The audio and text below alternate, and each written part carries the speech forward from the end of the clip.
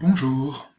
Athènes est une cité très particulière. C'est une cité-État comme des centaines de cités-États dont nous avons mis les points sur cette carte, mais c'est une cité-État peu à peu très connue et qui a un grand rôle dans la Grèce.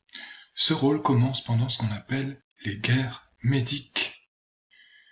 Alors, chaque cité-État normalement est indépendante des autres cités-États et elles se font la guerre en permanence. Se faire la guerre, c'est quelque chose de formidable pour les Grecs parce que c'est comme un concours, sauf que ça n'est pas du théâtre, ça n'est pas du sport, mais au terme de ce concours, il y a un vainqueur et ce vainqueur, ça veut dire qu'il est protégé par les dieux. C'est pour ça que la guerre est très appréciée des Grecs.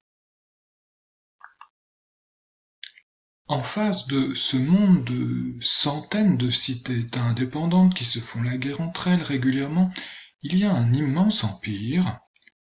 Donc cet immense empire, pour les Grecs, pour les Hellènes, c'est un empire barbare, c'est un empire de gens qui ne parlent pas le grec. Ces barbares, ce sont les Perses. On les retrouve en Mésopotamie, en Égypte, en Asie mineure. En réalité, cet empire est immense, le voilà. Il est très très grand. On reconnaît la Mésopotamie, l'Égypte, l'Asie mineure, les mers que nous avons déjà situées dans ce Proche-Orient. Cet empire, il est né dans cette région, en Perse, non loin de la Mésopotamie, avec un personnage que nous avons rencontré dans une histoire à propos de Delphes, Cyrus, celui-là même qui a vaincu Crésus. Le roi qui gouverne cet immense empire qu'on appelle le roi des rois, ou le grand roi, a un problème avec toutes ces petites cités grecques qui sont là. Ces cités grecques régulièrement attaquent ses navires de commerce, gênent ses relations avec ses marchands. Il décide donc de s'emparer de ces cités grecques pour mettre fin à ces attaques. Il pense que la guerre sera rapide et qu'il va bien sûr la gagner. Rien ne va se passer comme il le prévoit. Voici une représentation du roi des rois à cette époque. Nous sommes en 490 avant Jésus-Christ. Le roi des rois, il est assis ici sur cette sculpture. Il est assis pas directement sur le sol, il est surélevé, il est par ailleurs sur un trône et il a un sceptre, une couronne. Il est représenté comme un dieu, même ses pieds ne touchent pas le sol. Il reçoit ici un personnage un personnage qui appartient à son empire, c'est un Mède, et lui c'est un Perse. Mais les Grecs font pas la différence, c'est pour ça qu'ils ont appelé ça les guerres médiques, au lieu d'appeler ça les guerres persiques. Derrière le roi, il y a son fils, celui qui un jour deviendra roi à sa mort. Le roi s'appelle Darius. Darius décide de lancer donc une attaque. En 490, on voit un petit morceau de son empire, c'est la carte que nous avons complétée. Il envoie d'abord des troupes pour s'emparer de Troie, d'Éphèse, de Milet, des différentes cités-États qui sont ici, et puis ensuite une immense flotte. Il va s'emparer de plusieurs cités, et puis sa flotte se dirige droit vers une cité-État, Athènes. Cette cité-État, voilà son territoire, bien sûr. Une cité-État, eh bien, c'est une ville entourée d'un immense territoire, c'est un pays, et il y a plusieurs villages, dont, par exemple, le village de Marathon. Je pense que vous connaissez son nom, et c'est justement à Marathon que les troupes perses arrivent. Elles débarquent dans la plaine de Marathon, et les soldats athéniens, alertés, se sont précipités au bord du littoral pour attendre les Perses. Les soldats athéniens sont armés d'une manière très particulière.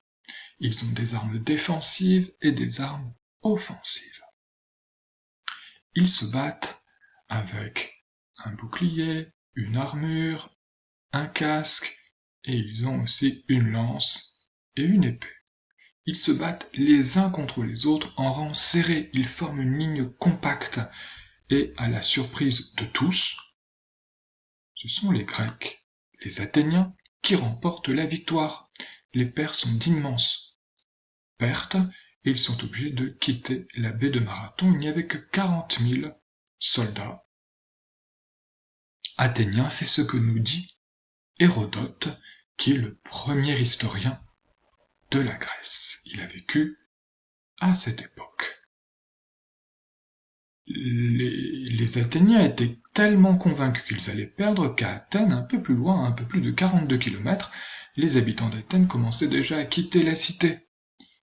Le chef, le général, qu'on appelle un stratège d'Athènes, qui s'appelle Miltiade, envoie un messager courir pour prévenir les Athéniens que la victoire a été remportée. On raconte qu'il meurt d'épuisement en arrivant, pour prévenir les Athéniens de la victoire. La distance fait exactement 42 km. Lorsque, bien plus tard, il y a 120 ans, on va créer une course à pied, on l'appellera le marathon, ça fait à peu près 40 km, en l'honneur de cette victoire. La première guerre médique est terminée, Darius a perdu, il n'enverra plus de troupes parce qu'il est convaincu que les dieux sont contre lui et qu'il ne sert à rien de tenter une nouvelle attaque contre les Grecs. Mais son fils, après lui, son fils, vous vous souvenez, c'est le personnage qui est juste derrière, lorsque son fils devient roi, à son tour, 10 ans plus tard, en 480, eh bien son fils décide, lui aussi, d'attaquer la Grèce.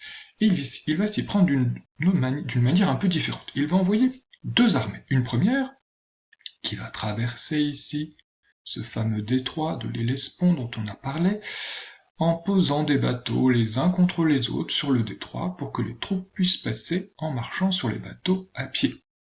Hérodote raconte d'ailleurs que oulala, c'était une mauvaise idée de la part de Xerxès parce que un dieu grec n'a pas accepté et finira par se fâcher. C'est le dieu de la mer, Poséidon, vous verrez.